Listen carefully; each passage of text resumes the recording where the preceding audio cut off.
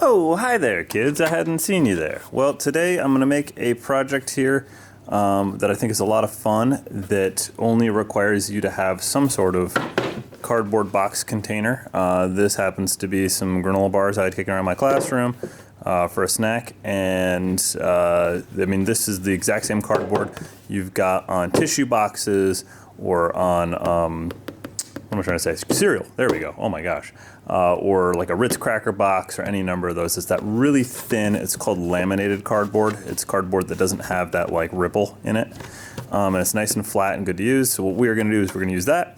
A pair of scissors. You can use adult or kid scissors. It's up to you.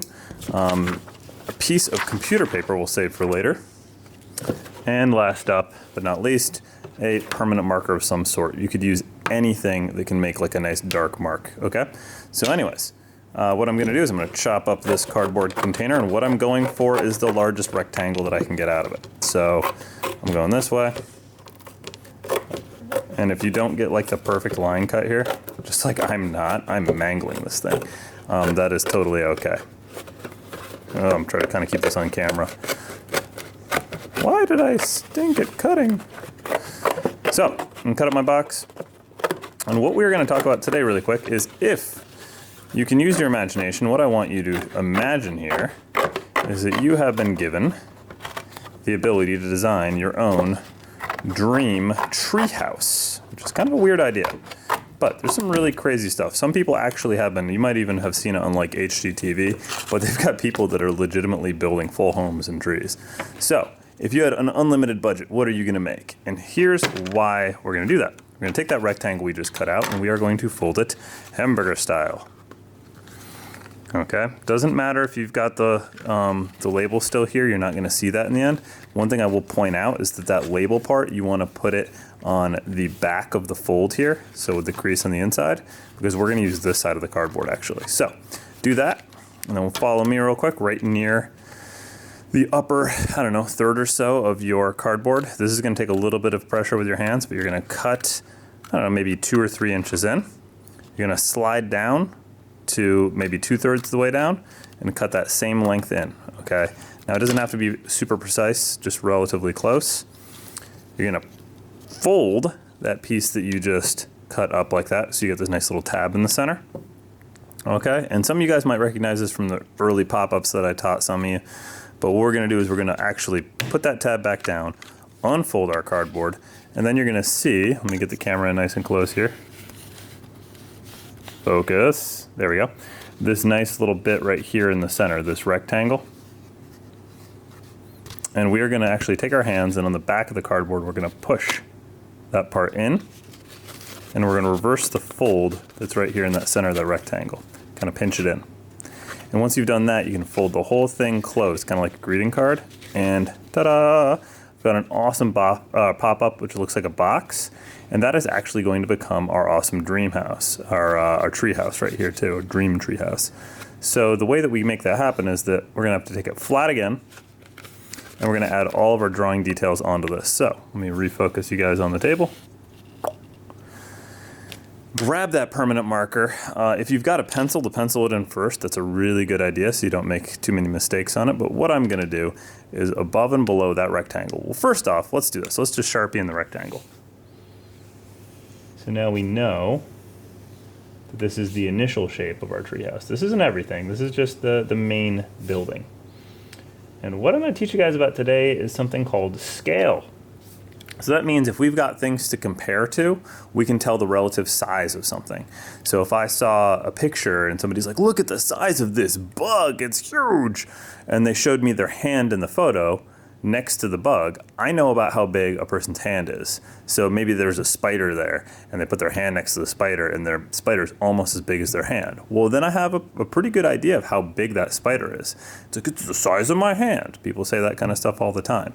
So we're gonna use that in our drawing here. What we're gonna do, first up, we're gonna just create the tree. So we're gonna go up here and we are going to make 2 lines above our rectangle.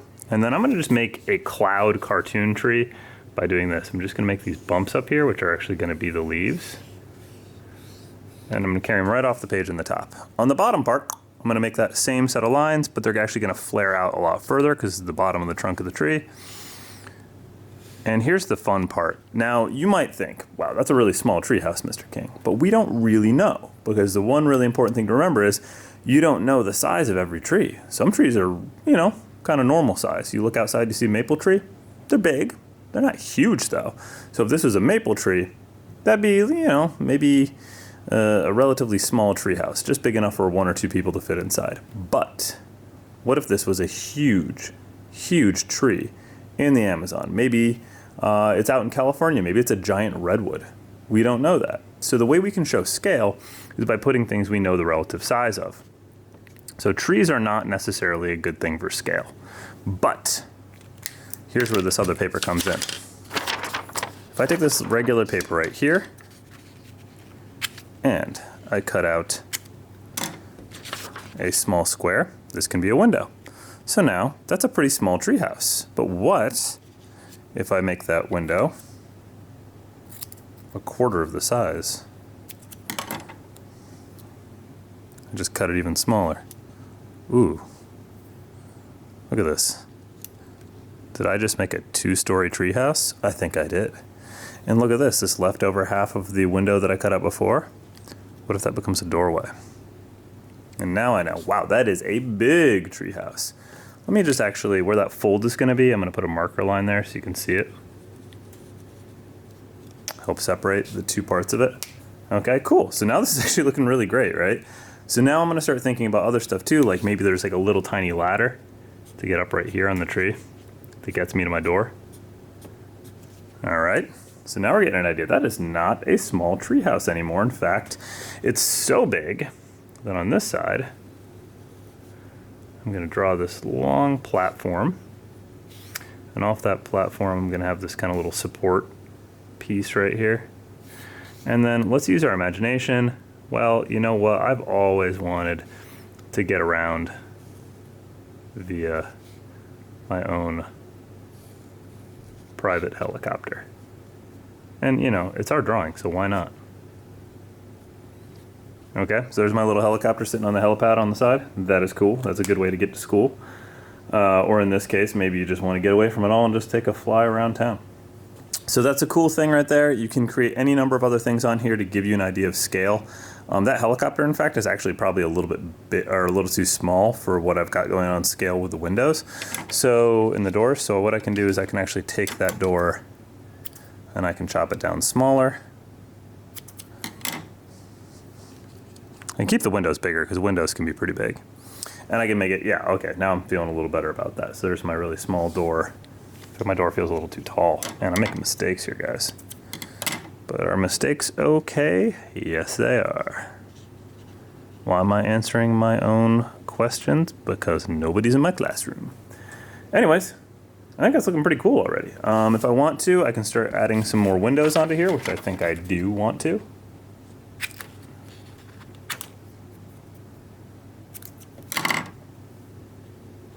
Put one on this side right here, and we'll just stagger another window down here in front of the helipad. All right, I like my awesome work so far. So I could add as many details as I want to. I could have my own private, you know what? Let's do that. But before we do, I like the scale of my windows. I like the scale of my door. So I forgot to mention this before, but it's a good idea to have either. If you have to, Scotch tape will do the job, but I recommend a glue stick or liquid glue. I bet you've got that kicking around the house. But if you don't, it's okay. We can make do, you know? So we're gonna use a glue stick here. But I can tell you, if you just go straight over the top with the Scotch tape, you can get the same thing done. But I will warn you, finish all of your drawing before you put your Scotch tape on, because the one thing about Scotch tape is it's glossy. So if you try then to add more drawing on, the marker doesn't really want to stick. It doesn't absorb into the paper. So do not put your Scotch tape down until you're pretty well set on your drawing. I mean, look at my cool treehouse. Whoops. Mr. King's getting glue on his fingers and making it hard for himself. Almost there. Okay, and now I'm gonna add some really fun stuff on here. And then I'll show you a cool tip if you do really want to add color, which I think will look really great, but it really depends on what materials you have access to. So, coming out of this side, you know what? It's not enough to have just a helicopter. Let's do this.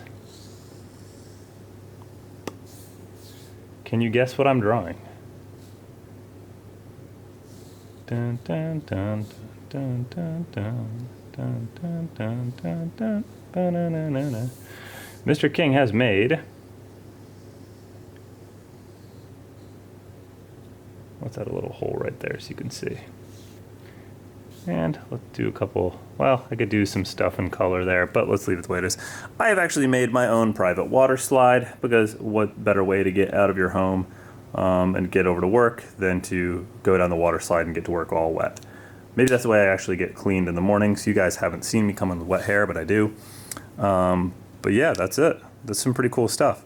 So if you want to add color, one thing I would tell you is really, really cool is, again, the amazing colored pencil actually works really, really well on this cardboard. So let me give you an example. I've got this light brown right here, so if I want to work on the tree, I mean, you guys can see that, right? That, it's brown on brown, and yet it still looks nice and vibrant. So I will tell you, the colored pencils work very well on this. Even if you don't have colored pencil, one of the other things I'll tell you is that even crayon works okay. Maybe not quite as well. You got to press down harder. But you guys can probably still see that I'm getting some okay color off that, okay? But I do think that colored pencil is the way to go if you got access to them, because they do look really nice on this. The other thing is, too, if you happen to have oil pastels actually work pretty darn well on here, too. I've got a brown oil pastel right here I'll use in the bottom part of the tree trunk.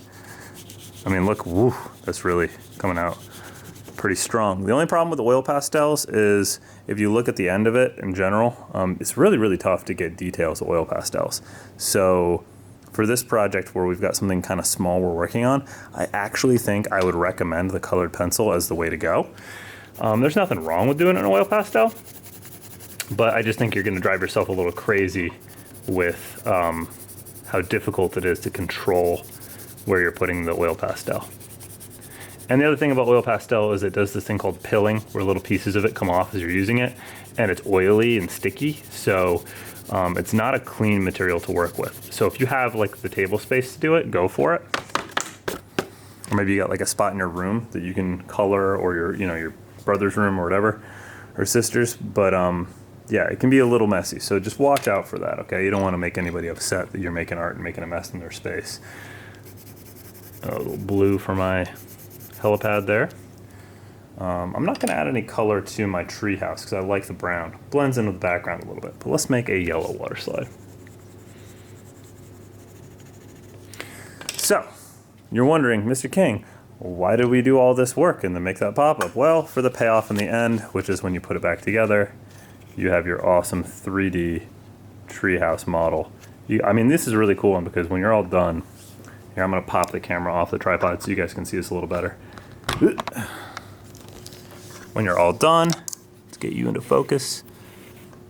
I'm going to back up a little bit from it, actually. Oh, yeah. I mean, check that out. It's a pretty cool thing to put on your desk, or, you can even give it as a gift, but it's a cool way to make something really neat in 3D so you guys can see that effect we get. Oh, thank you, light.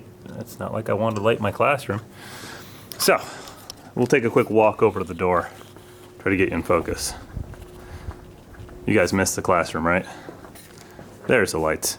So anyways, you can see my little studio set up here, and I will catch you guys next time.